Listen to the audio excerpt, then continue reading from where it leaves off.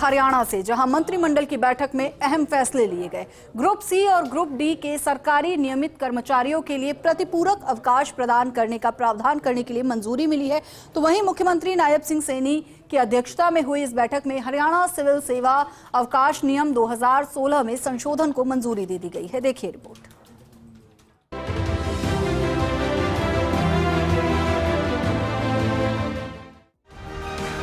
मुख्यमंत्री नायब सिंह सैनी की अध्यक्षता में हुई मंत्रिमंडल की बैठक में हरियाणा सिविल सेवा अवकाश नियम 2016 में संशोधन को मंजूरी दी गई है।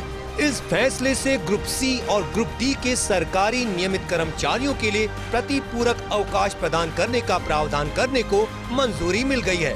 इसमें एक नया नियम 77A जोड़ा गया है। इस नियम के तहत कर्मचारी यदि अधिसूचित अवकाश पर आधिकारिक ड्यूटी करते हैं तो वे प्रतिपूरक अवकाश के हकदार होंगे। यह प्रतिपूरक अवकाश ड्यूटी किए जाने के 1 महीने के भीतर लिया जाना चाहिए, अन्यथा यह समाप्त हो जाएगा।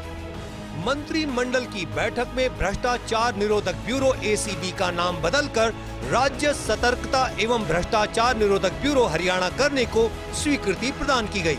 यह निर्णय ब्यूरो की बढ़ती भूमिका और जिम्मेदारियों की व्यापक समीक्षा के बाद लिया गया, जिसका मकसद भ्रष्टाचार से निपटना और प्रशासनिक ढांचे के भीतर सतर्कता सुनिश्चित करना। आज की मंत्रिमंडल की बैठक में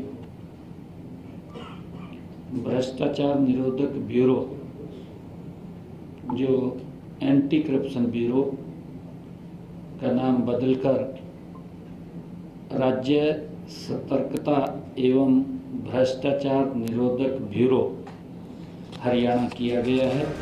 मंत्रिमंडल की बैठक में हरियाणा विधानसभा सदस्यों का वेतन, भत्ते और पेंशन अधिनियम 1975 की धारा 7C में संशोधन को मंजूरी दी गई। यह संशोधन इस अधिनियम के अंतर्गत पेंशन के हकदार व्यक्तियों के लिए विशेष यात्रा भत्ते से संबंधित है।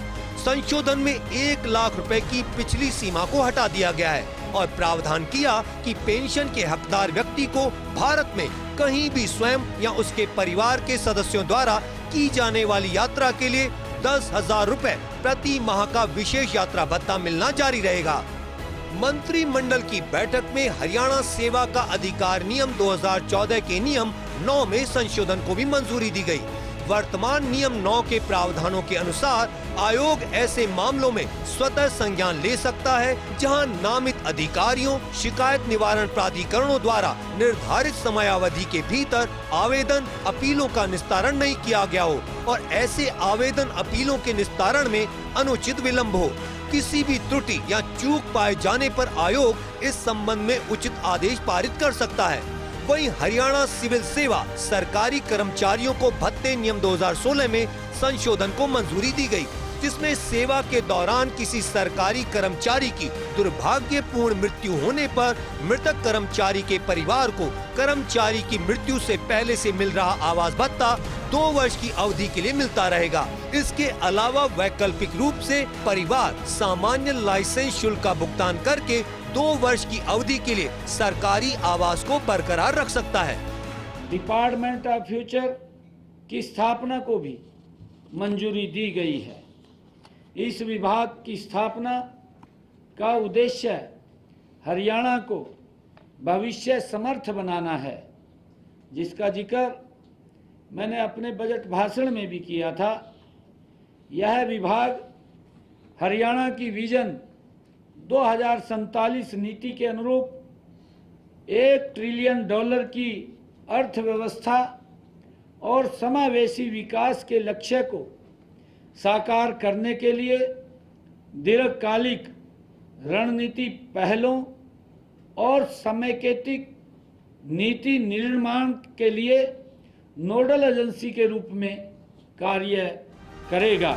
हरियाणा कैबिनेट की बैठक में हरियाणा सिविल सेवा पेंशन नियम 2016 के नियम 95(2) में संशोधन को मंजूरी दी गई, जो सरकारी कर्मचारियों द्वारा ली गई समर्पित पेंशन से संबंधित है, जिसमें सेवानिवृत्ति के समय सरकारी कर्मचारी द्वारा समर्पित की गई पेंशन की राशि को सेवानिवृत्ति की तिथि से 15 वर्ष पूर्ण होने पर पुनः बहाल कर दिया जाएगा।